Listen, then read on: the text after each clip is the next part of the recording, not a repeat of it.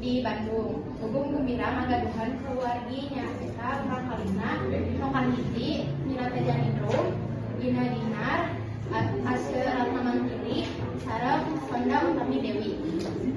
Gugum gembira di SD dugi ka SMA sakola di Bandung, teras ngalajenkeun kuliah di jurusan Sosial Politik di Universitas Pajajaran. Sareng gugum gembira oge ngalajenkeun kuliah nu kadua di Akademi Keuangan STIA Pasundan.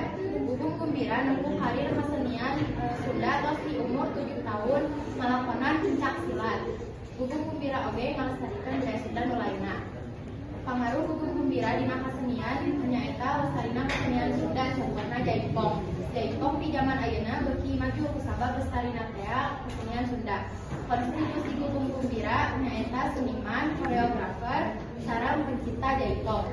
Nilai-nilai luhur nu urang biasa dicontoh nyaeta kaimanan, kaendahan, sareng ngalestarikeun budaya Sunda.